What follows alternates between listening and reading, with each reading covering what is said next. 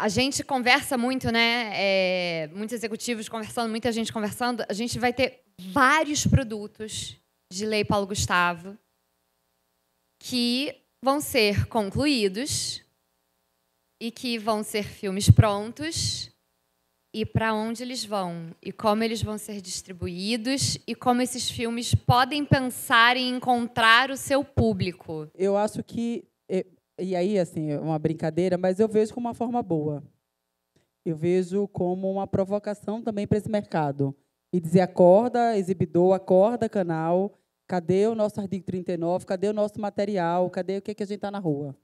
E digo isso porque a gente tem um longa chamado Tenho Fé, que a gente lançou em sala de cinema, que fala de religião de matriz africana, e a gente sentiu a necessidade de contar a história como série. E a gente saiu batendo em canal. E, assim, na cara de pau, está aqui, os números são esses. Porque, gente, fazer também a distribuição, esse plano de negócio também tem isso. Então, eu acho que a gente tem forçar. Eu acho que a gente tem muita produção, tem produção que vai ser totalmente paga, né? Porque esses editais fizeram isso, teve esse fomento, e eu não vejo como um problema, eu vejo como um grande incentivo e uma pressão para canal, uma pressão para exibidor, uma pressão para o stream, para poder licenciar, sabe? E a gente tem que dizer, pelo amor de Deus, está aqui, então a gente tem que se mostrar. E isso, assim, não deu certo, coloca no YouTube. Talvez o que a gente pensa para além de política pública, mas a gente volta para esse ponto. Assim, a gente tem uma produção muito grande, um número que nunca teve antes de obras que vão vir por aí, numa lógica de política pública. Paulo Gustavo, na época, me lembro quando a gente estava na discussão, o primeiro PL não tinha a possibilidade, por exemplo, de ter verba para distribuir os filmes. E aí não é só falando do lugar da distribuição para a distribuidora, mas esse lugar de entender a complexidade do negócio. Que produto, em qualquer indústria, você só produz e deixa ele ali, sem você ter um trabalho de levar para o seu ponto de venda e chegar no seu público final.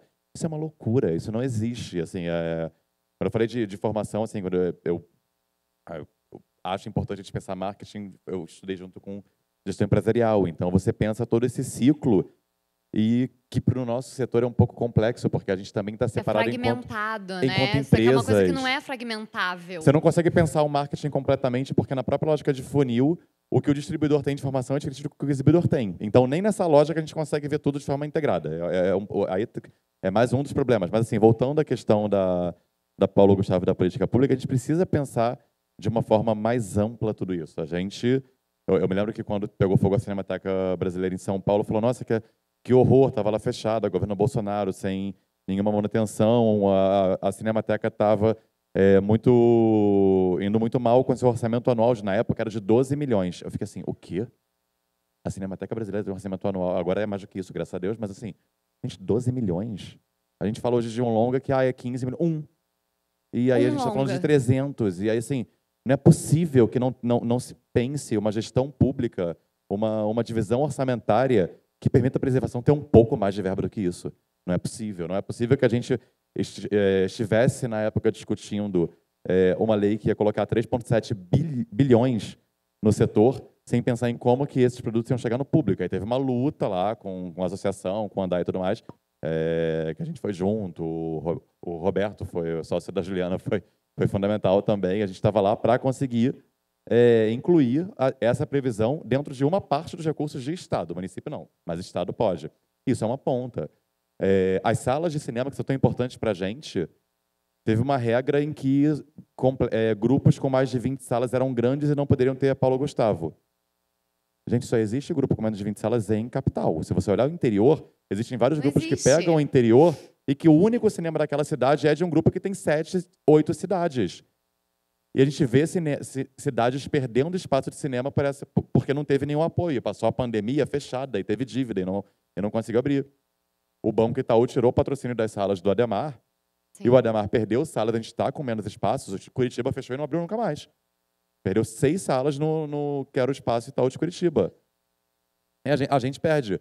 E é isso, o Ademar não pôde ter um apoio público durante uma pandemia, que era a Paulo Gustavo é uma lei emergencial. Ele estava fechado.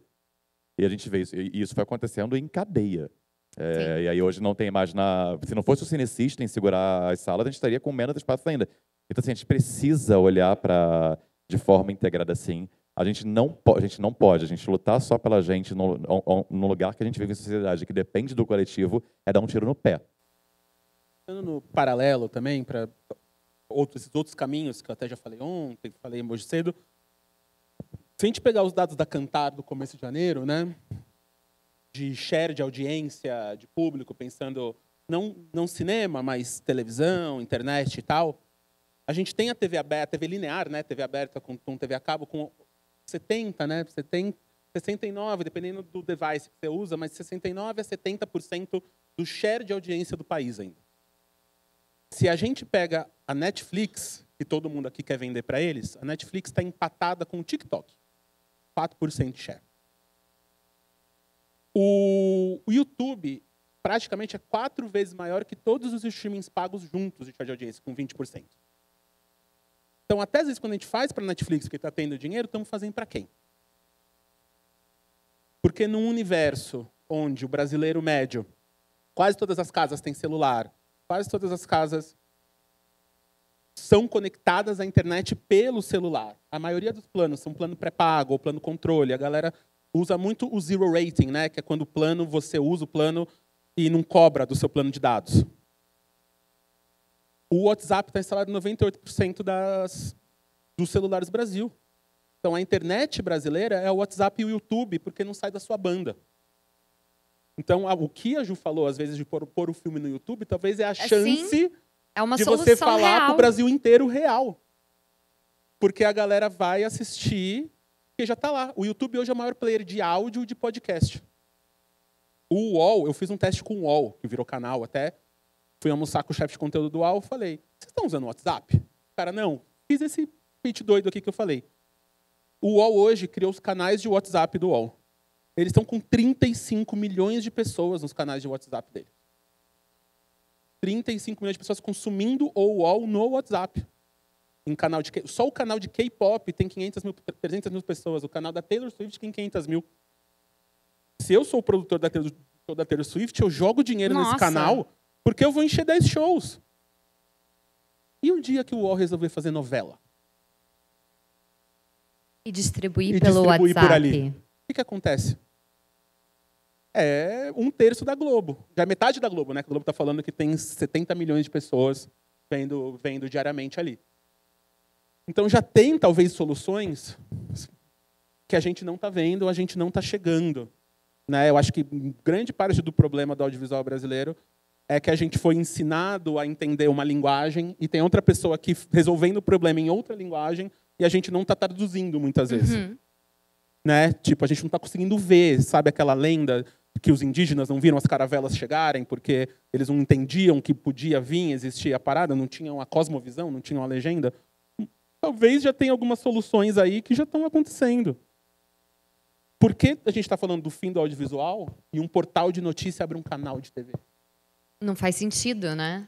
Tecnicamente. Porque o Sua Música, que eu te falei ontem, é uma gravadora do Nordeste, abre uma produtora audiovisual. Onde todo mundo aqui está chorando, não está conseguindo fazer, tem uma galera que está invertendo, está fazendo, está bancando. Por que as novelas turcas estão bombando com o nosso público? Então, Por assim, acho que né, junto tem tudo que a gente está isso? falando tem o tradicional vai continuar existindo, vamos continuar brigando, vamos para o cinema, vamos chorar quando o Homem-Aranha tomar 90% das salas, quando todo mundo falar da Wandinha e não falar da de Deus, todo mundo assiste Cena semana que vem, pelo amor de Deus. Porque se o Cena não fizer sucesso, não, gente, nada mais vai fazer sucesso, gente. Se o Cena não fizer sucesso, fecha a lojinha, vende o direito da produtora, porque streaming não vai comprar mais nada. Tipo, não vai ter. Mesmo que você não queira, assim, deixa passando ali, entendeu? Deixa passando. Convence os amigos, deixa na sala de todo mundo. Deixa passando os 4 primeiros episódios, tá? Não pode ter drop, tá, gente? Porque se uma série de 300 milhões de reais sobre o Ayrton Senna com a Xuxa não fizer sucesso, acabou. A gente está muito lascado. Acabou. Isso posto para falar, tem gente fazendo e ganhando muito mais dinheiro do que a gente fazendo tradicional, muitas vezes. Produzindo muito mais. Por que a gente não acha o meio do caminho? Um caminho, né, propositivo. Então, acho que esse para mim tem sido o rolê. Principalmente para quem está começando, eu tentaria focar aí.